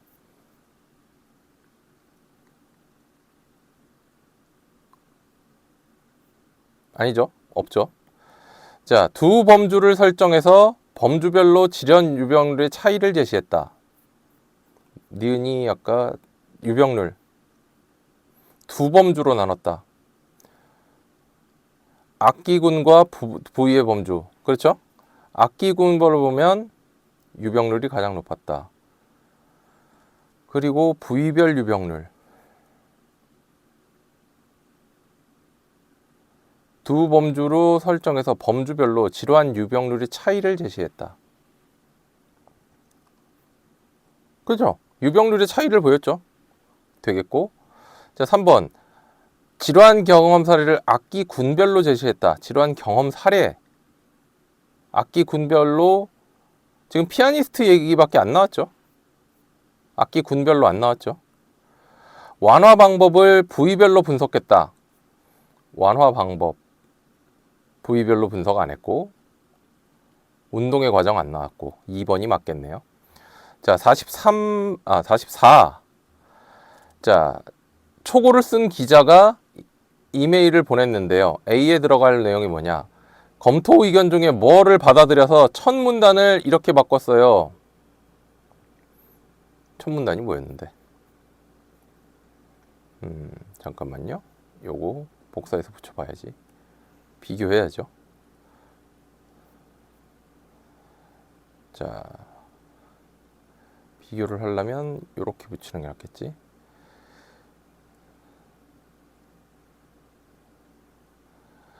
자, 직업성 질환 중 하나인 근골격계 질환은 근육병, 신경뼈와 주변 종직 등 여기까지는 똑같고, 사무직의 요통이 대표적인 얘기다. 저거 지웠죠?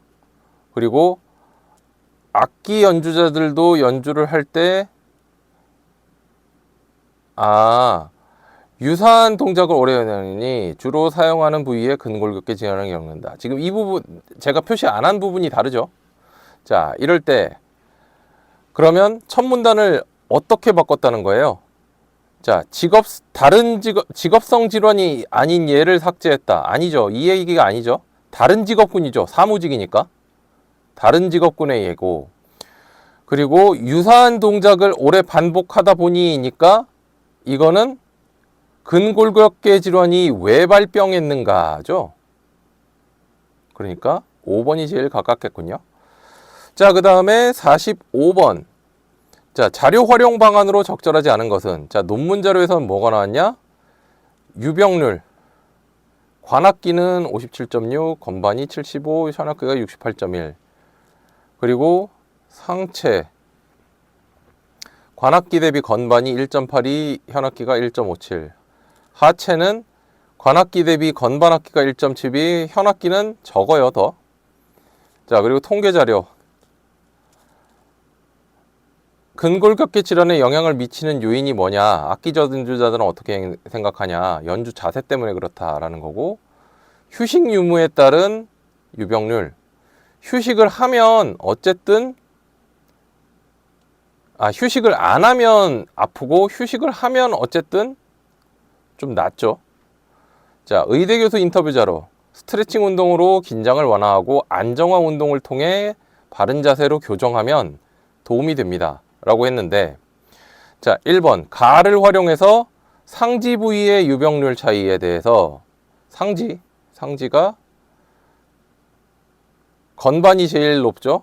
현악기가 그 다음이고 관악기가 세 번째죠. 현악기 건반, 현관 되죠. 자, 2번 가를 활용해서 악기군에 따른 유병률 순위에 대해 하지의 유병률은 전체 부위 유병률과 순위가 일치하지 않는다. 아까 하지는 순서가 0.82배, 0.84배 얘 때문에 그렇죠. 순위가 일치하지 않겠죠. 자, 나-1을 활용해서 질환의 유병률을 낮추는 데 도움이 되는 방법에 대해. 지금 연주 자세가 문제라 그러는데 이거를 직접 쓸 수가 있나? 쓸 수가 없죠. 자, 그리고 근골격계 질환이 연주 자세에 미치는 영향에 대해서 그러니까 이게 안 되죠. 이거는 지금 원인과 결과가 바뀌었죠.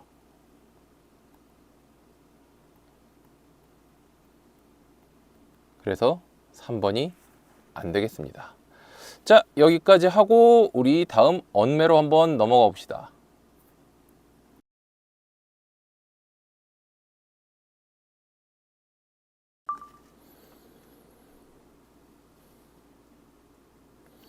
자, 언매 35, 36번 지문 한번 읽어봅시다. 지금 여기 보면 명사 파생접사 얘기 나오고 부사 파생접사 얘기 나오네요. 중세국어에서도 그런 게 있다 그러고 근데 한편 의라는 녀석이 관형격 조사와 부사격 조사로 쓰이기도 했다. 뭐 저 사례 같은 거는 나중에 한번 찾아보기로 하고요. 자, 35번 윗글을 바탕으로 추론한 내용으로 적절한 것은, 자, 책꽂이에서 이는 하는 행위 일리가 없죠. 이건 딱 봐도 알죠. 명사니까. 자, 현대국어 놀이에서의 이는 중세국어 사리에서의 이와 달리 뭐뭐 하는 사람, 그럴 리가 없죠. 딱 봐도 알죠.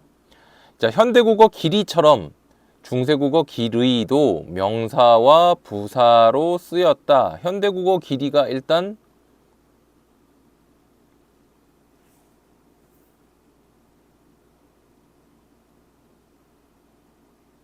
지금 현대국어는 길이고 중세국어에서는 길이잖아요. 길의는 지금 다른 거죠. 그죠? 얘는 다른 거죠. 자, 중세국어에서 접사 에가 붙어서 파생된 단어는 두 가지 품사로 쓰였다. 얘 얘기하는 거잖아요. 사람 의랑 밤에 조사잖아요. 그리고 또 높이, 높에.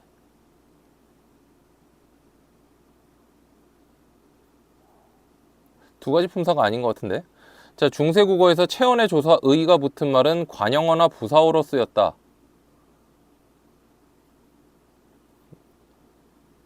체언의 조사 의가 붙었어요. 지금 체언에 붙어서, 그리고 지금 얘네는 체언이 아니죠. 5번이 맞겠네. 그러면 그렇게 되고, 자, 36번 중세국어 자료를 이해해라. 적절하지 않은 것.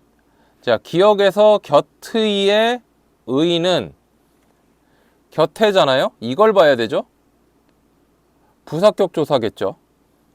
자, 2번 구비 예죠. 구비의 의는 모음조화에 따라 결합한 부사 파생 접사다. 일단 부사 파생이 아니겠죠. 왜? 애가 붙었잖아요. 체언이어야 되잖아요. 그리고 모음조화는 맞나? 이가 중성이잖아요. 모음조화도 틀렸죠. 자, 그래서 2번이 틀리게 되겠고요. 자, 37번 기역 비읍에 대한 설명으로 적절한 것. 우리 둘 다, 우리 셋 이런 건데. 자, 기역과 니은이 가리키는 대상이 동일하다. 영이랑 민수죠. 자, 우리 둘은 강아지랑이죠. 동일하지가 않죠. 자, 2번 니은이 가리키는 대상은, 그러니까 영이와 별이, 미음이 가리키는 거 우리 셋. 우리 셋. 내가 별이랑 나오면 그때 우리 셋. 네가 혼자 나오고 내가 별이랑 나오면 우리 셋은 미음이 가리키는 대상에 포함된다. 이게 적절하죠. 여기 우리 셋은 영희, 민수, 별이죠. 여기에 포함되겠죠. 자, 37번엔 2번. 자, 38번 밑줄 친 서술어의 필수 성분의 개수와 종류가 보기 문장과 같은 것은. 자, 이거는 보자. 유리하다. 이곳의 지형은 보자. 지형은 맞기에 유리하다. 지형은 맞기에 유리하다. 그러면 지형은 맞기에 유리하다. 지형은 보기에 유리하다. 지형은 목적어가 애매한데 좀. 자, 다른 거 볼게요. 광물이 귀금속에 속하다.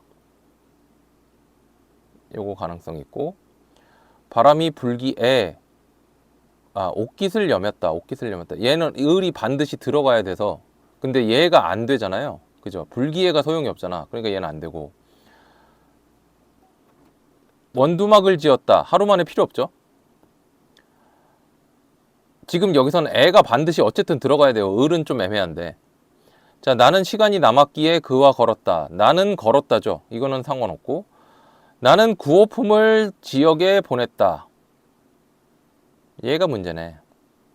나는 구호품을 수해 지역에 보냈다. 나는 구호품을 수해 지역에 보냈다. 나는 구호품을 수해 지역에 보냈다. 나는 구호품을 보냈다. 어디에? 수해 지역에. 지형은 맞기에 유리하다. 맞기에 유리하다. 구호품을 보냈다. 구호품을 보냈다. 편지를 보냈다.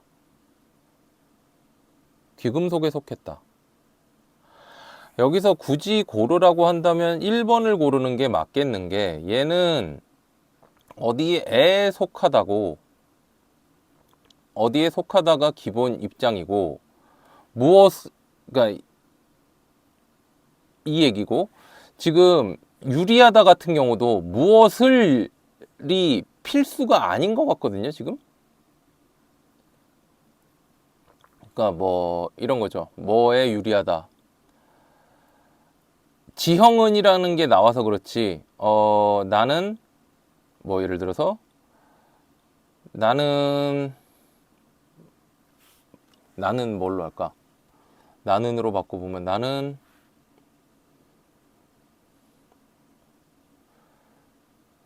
축구할 때 공격에 유리하다.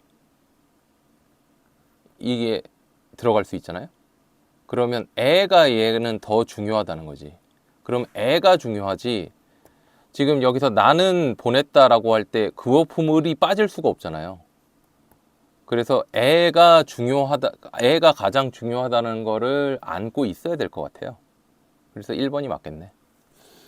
자, 39번. 준말에 관한 한글 맞춤법의 일부인데, 적절하지 않은 것.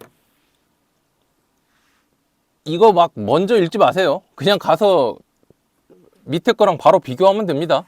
이렇게 항목이 나왔을 때는. 자, 기억을 적용하면 개었다, 배어는 겠다와 배, 어시 되면 준대로 적는다. 그죠? 되죠? 말한 대로니까. 자, 2번. 니은을 적용하면 오우로 자, 꼬아와 쑤었다. 꽈, 쑤었다. 꼬아, 쑤엇. 그죠? 되죠? 자, 미음. 요 녀석을 적용할 때 차, 이가 붙은 차이에 얻다가 붙으면 차, 이,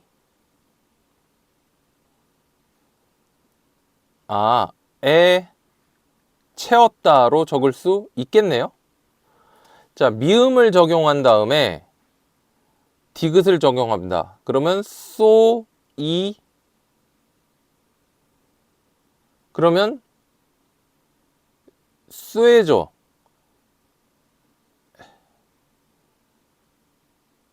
여기에 어가 붙으면 그 다음에 디귿으로 갔죠. 의 다음에 어가 붙으면 왜가 된다 그랬으니까 쇠로 적을 수 있는 거죠.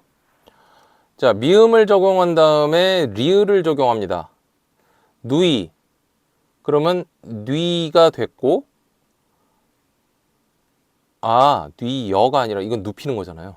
뉘어죠. 어려운 건 줄 알고 깜짝 놀랐네. 5번이죠. 다음에 40에서 43번. 지문 사전 등록제에 대한 신문 기사를 다룬답니다. 안녕하세요. 많습니다. 함께 보시죠. 이런 게 나왔고, 정보 관리가 중요합니다. 암호화 과정이 있어요. 18세에 도달하면 자동 폐기됩니다. 땡땡 신문 찾아볼까요? 실종차를 찾기까지 56시간, 등록하면 50분. 많이 단축되네요. 앱을 사용해 보세요. 그런 얘기인데, 자, 위 방송 프로그램을 시청한 학생의 반응으로 적절하지 않은 것. 자, 세모세모보다 네모네모를 간단히 언급했다. 세모세모. 그리고 네모세모. 네모네모. 그러네요. 확실히 좀 간단히 언급했네요. 어떤 기사에 더 비중을 뒀는가? 적절하죠? 자, 시의성 있는 화제를 다룬 신문 기사를 제시해서 주목할 만한 사안이다. 그렇고, 자, 세모세모를 확대해서 제시했다. 세모세모를? 세모세모 신문 한번 이게 세모세모를 확대한 거구나. 그렇죠? 자, 진행자가 세모세모와 동글동글을 종합해서 비판적 입장을 나타내고 있군. 진행자가 비판적 입장을 나타내고 있지는 않죠. 비판적 입장은 없죠. 그렇게 되겠고, 41번. 기역 미음에 대한 설명으로 적절하지 않은 것은 음리가를 통해 시청자를 높이면서 방송의 시작이다. 안녕하십니까? 그렇죠? 자, 기사들이 많습니다. 여기서는요. 그래서를 통해서 이게 앞 문장의 내용이 뒤에 이어지는 내용의 원인이다. 김군이. 그래서 오늘은 기사들이 많습니다. 그쵸? 되겠죠? 원인이 되고요. 자, 보조사 는을 통해 사전 등록 정보가 문장의 화자인과 동시에 주어로 사용된다. 디귿이. 사전 등록 정보는 암호화 과정을 거쳐 저장하고 있습니다. 문장의 화제이자 주어로 사용된다.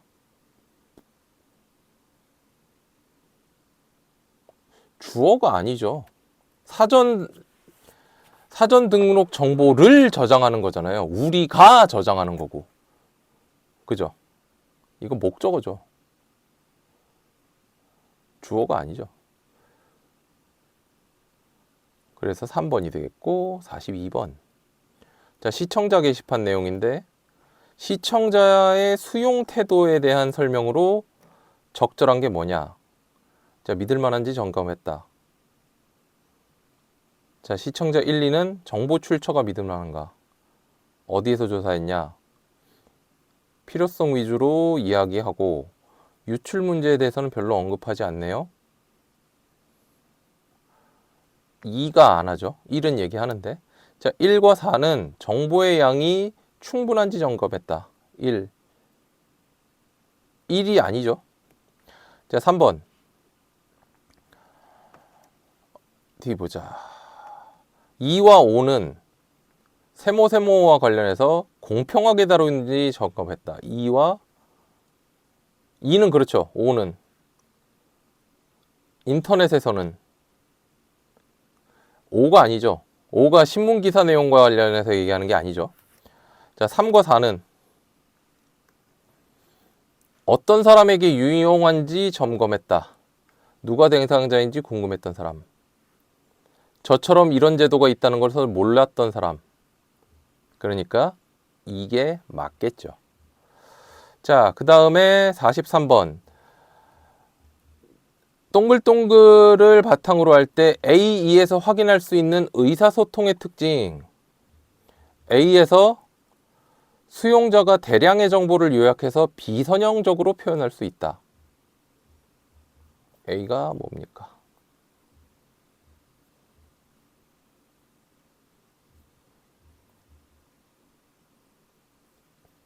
첫 화면.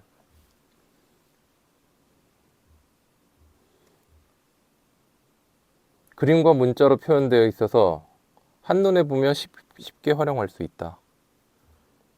대량의 정보를 요약해서 표현할 수 있다.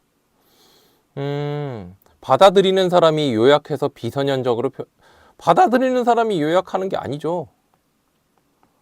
자, B에서 시공간에 제약 없이 정보를 생산하니까 생산자가 등록한 정보를 수용자가 변형 배포 가능하다. 변형 배포 가능하다는 게 아니죠. 자, 3번. C에서 글과 이미지로 표현된 정보를 확인할 수 있다. 둘 이상의 양식이 결합된 매체 자료에 접근해서 실시간으로 수정할 수 있다.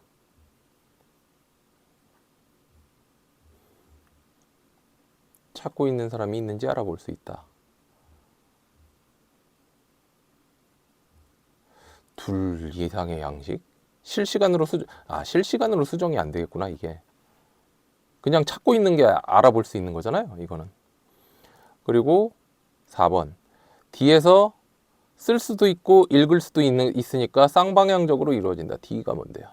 같이 찾아요. 올릴 수 있는데 확인하거나 댓글을 가는 것도 이거겠네. 자, 4번이 맞겠죠. 자, 44, 45. 블로그 재생종이 왜 써야 되냐?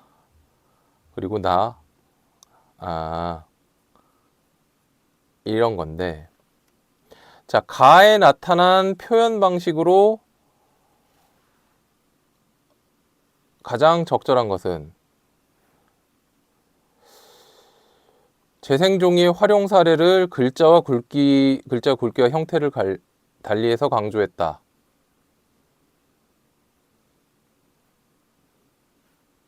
활용 사례? 이런 거잖아요. 아니죠.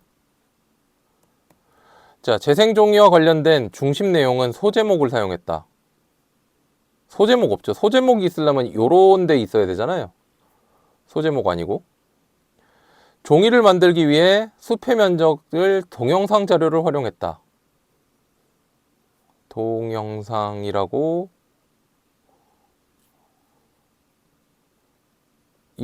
이런 게 동영상인지 아닌지 지금 동영상이라는 얘기가 없죠, 딱히. 자, 4번. 일반 종이의 양을 글과 사진 자료를 함께 사용해서 제시했다. 버려지는 양, 벌어지는 양, 벌어지는 양, 버려지는 양, 버려지는 양. 글만 있죠? 사진 자료가 없죠? 자, 숲을 지켜야 하는 이유를 다룬 다른 게시물을 하이퍼링크. 여기 있죠. 5번이 맞겠죠. 자, 그래서 가를 참고하여 나를 만드는 과정에서 학생이 고려했을 내용으로 적절하지 않은 것. 나를 만드는데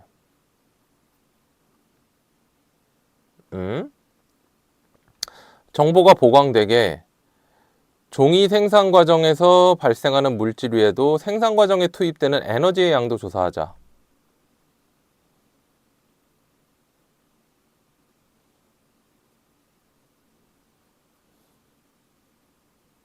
투입되는 에너지. 아, 나왔네요. 그렇고 복합 양식적으로 전달될 수 있게 재생 종이의 정의를 시각 자료와 문자 언어를 결합한 화면으로 표현해서 내레이션으로 보완하자. 재생 종이의 정의. 화면. 아, 내레이션. 그렇죠. 정보 간의 유기적인 관계가 드러나게 재생 종이 상용의 필요성을 배경음악과 내레이션을 모두 포함한 화면 2개로 구성해야지. 재생종이 사용의 필요성.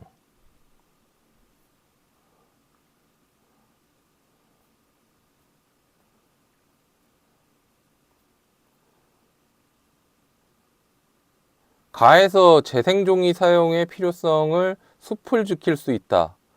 환경에 유해한 물질이 덜 발생한다. 지금 여기서 그러면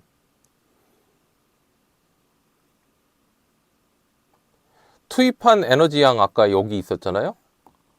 요거 생각하고 그래서 이게 줄어든다. 3, 4는 반드시 들어가고 그리고 나무도 지킬 수 있잖아요. 얘도 들어가잖아요. 이게 좀 헷갈리게 만들었구나. 화면 2개가 아니라 3개죠. 3번이 되겠죠. 자, 여기까지 해서 2022학년도 수능 해설을 마쳐보겠습니다. 우리 또 다음 회차로 넘어가 봅시다. 고생 많으셨습니다.